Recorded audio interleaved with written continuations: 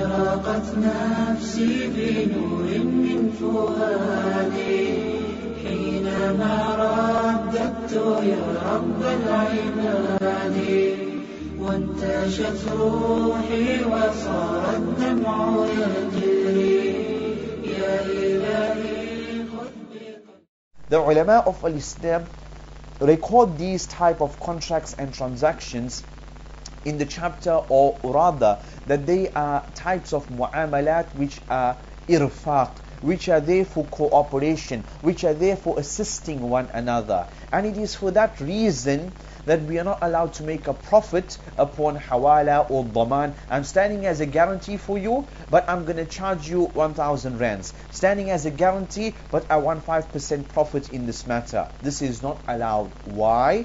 Because they are uqud, they are type of contracts which are there for cooperation, which are there to help one another for assistance, and they are not profit-based type of contracts. And for example, if I stood as a guarantee, as a dhamin, Brother Suleiman owes you money. I stood as a guarantee. You went to Brother Suleiman, he did not have the money. You came to me and I paid off the money because I stood as a guarantee. If Suleiman can't pay, then I must pay. So I paid off the money. And then I have the haqq, I have the right to go to Brother Suleiman and get back my money. So I go to Brother Suleiman and I get back that $100 which I had paid to you. And also I had charged Brother Suleiman for me to stand as a guarantee for him 10 rands.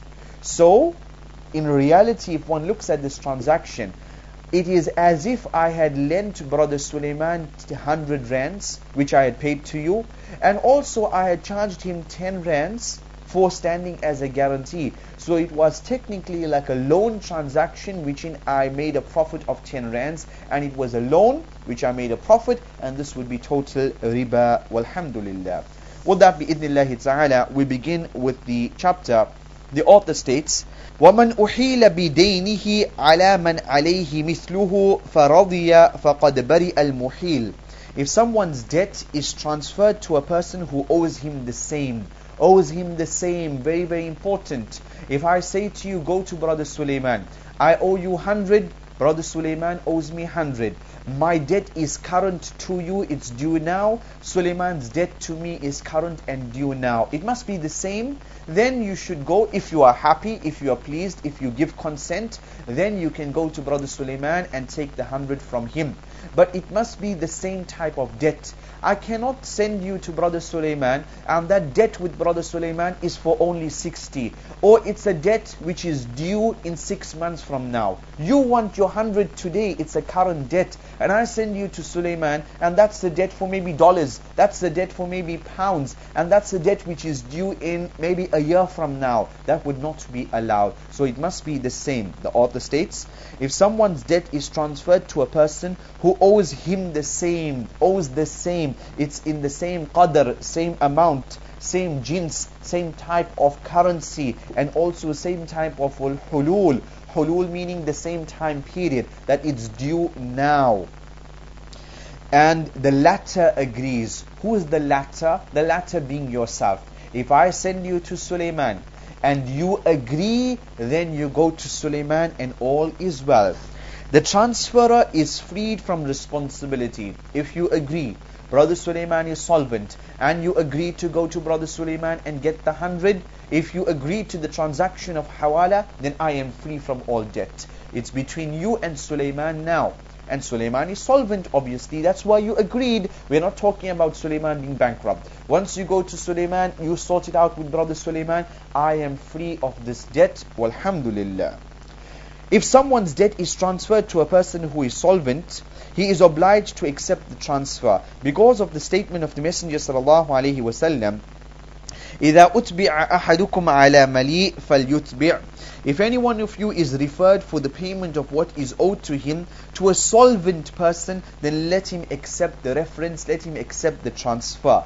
And the mafhum, the understood meaning is, if Brother Suleiman is insolvent, Brother Suleiman does not have any money, Jayyid, then in this case you are not bound to accept. In this case, if you went to Sulaiman, you thought he had money, you found out he has no money, or he's playing around, he's beating around, he's not paying you, then you have the haqq and you have the right to come back to me. But if Brother Sulaiman was solvent, he had money, he was not playing around, you went to him and then something happened, there was an accident at his house, he was robbed, he does not have money, etc. And this was after we had agreed on our hawala transaction, you cannot come back to me because I was free when you had accepted the hawala transaction. And Brother Sulaiman, he had the money, he was solvent, etc. The author continues and states, وَإِنْ ضَمِنَهُ عَنْهُ ضَامٍ لَمْ يَبْرَأْ وَصَارَ الدَّيْنِ عَلَيْهِمَا. Now the author talks about the issues pertaining to the dhamin, issues pertaining to the guarantee.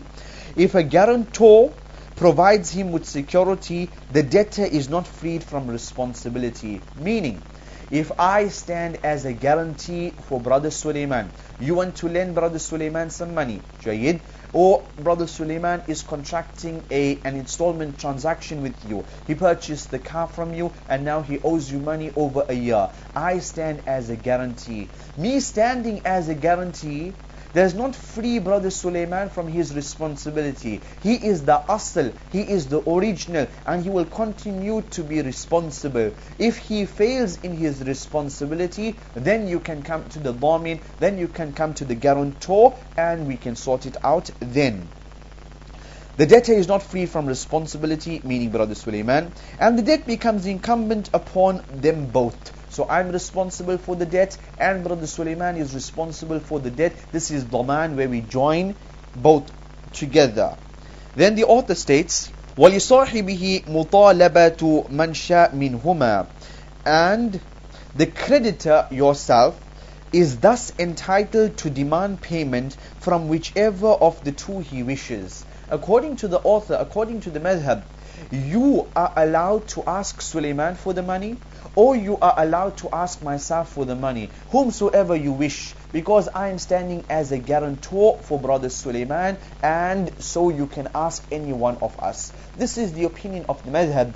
Whereas Ibn Taymiyyah, Ibn al-Qayyim, etc. of the opinion that this is not really correct. مَا عَلَى الْمُحْسِنِينَ مِنْ سَبِيلٍ. That I am a muhsin, I am a person doing good. This is out of the goodness of my heart. I want to have Brother Sulaiman. So in reality they state that only if Brother Sulaiman cannot make payment, then you come to me. But not at the outset, you just come to me and you ask me for the money. No, first you go to Brother Sulaiman because he's the asl. We cannot go to the secondary when the primary is still around, when the primary still has ability. So you go to Brother Sulaiman, you seek the payment from Brother Sulaiman. If he is unable to make payment, then you come to me and myself as the guarantee, I will now make payment, insha'Allah.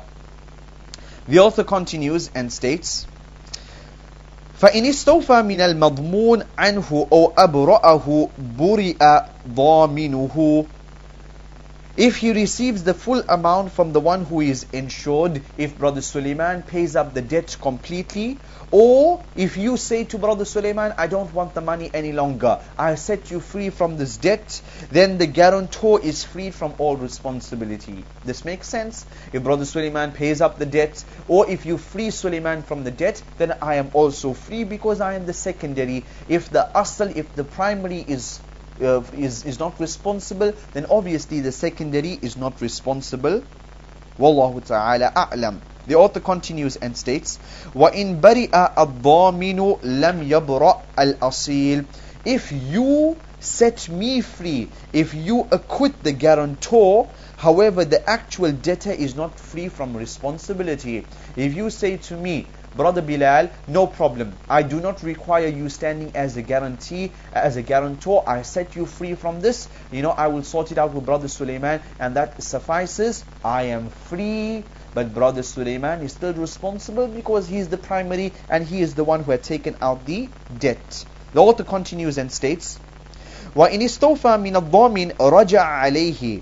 And if I pay up the full amount, if you went to Brother Sulaiman and he did not have money, and then you came to me and I paid up the debt completely, then I have the right to go to Brother Sulaiman and get back the payment. I stood as a guarantee for Brother Sulaiman. Now I've settled the debt. I can go to Brother Sulaiman and get back my money if I had the intention of going back to Brother Sulaiman and getting back my money. But if my intention was charity, if my intention was a donation on behalf of Brother Sulaiman, I will just settle his debt, this was charity, sadaqah, then I do not have the haqq of going back to Brother Sulaiman and getting back my money. Why? Because this would be like a dog eating up its own vomit, the one who goes back on his gift. I paid up the debt of Sulaiman as a gift. I cannot go to him and now take back that money.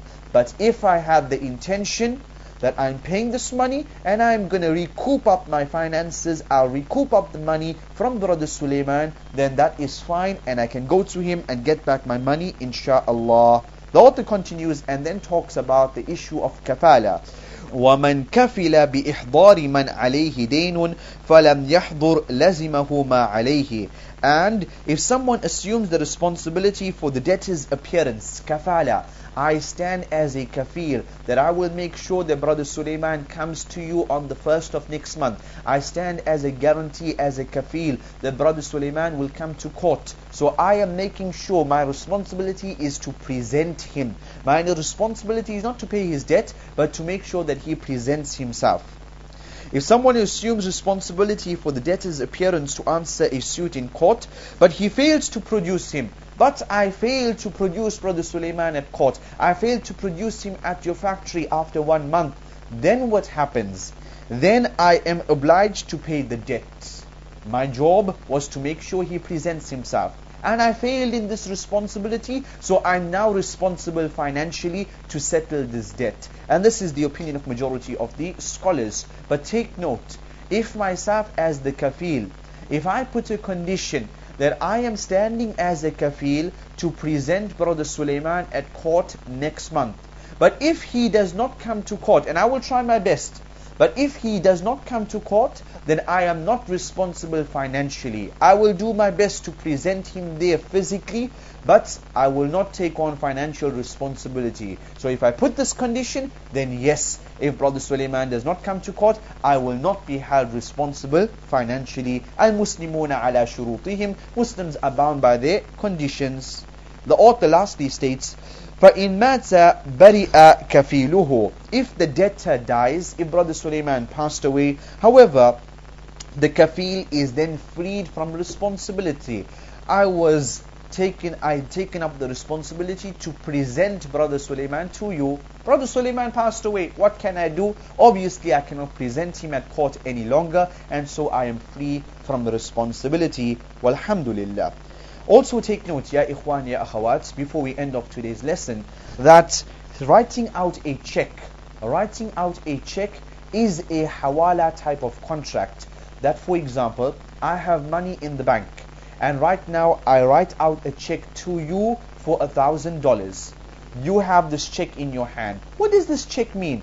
This check basically is a type of document, a bill of exchange, wherein it states that I am asking you to go to the bank, and I am saying to the bank, I want you, the bank, to pay this Brother Sulaiman or pay this Brother Ahmed on my behalf. Remember, previously we discussed that my alaqa with the bank, my relationship with the bank is a relationship of me lending them money. I have loaned them money. My money in the bank is a loan to them. They use it, etc., and they invest and they do whatever they want to do with it. It's a loan transaction. When I want the money, they give it back to me. So the bank owes me money, similar to how Sulaiman owed me money, and I owe you money. So I write out a check.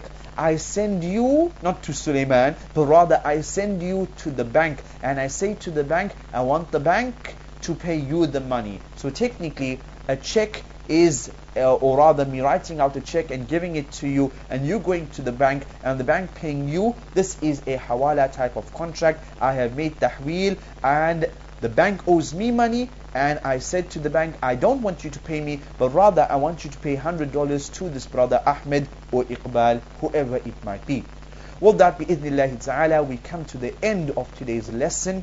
We will continue bi'idhnillahi ta'ala in our next lesson. I remind every single one of you to be up to date with regards to the viewing of your lessons, especially the last few lessons and the coming lessons, issues pertaining to business transactions, etc. take note of the wordings, take note of what the statements that we are mentioning, especially with the words of the fuqaha, very, very explicit, and when they mention something, they mean exactly this. Do not understand the mafhum and do not understand something else besides it. What is said is what is meant, insha'Allah. Very specific law coding words, insha'Allah. Hayyakumullah. With that, we will meet when we meet, insha'Allah. Assalamu alaikum wa rahmatullahi wa barakatuh.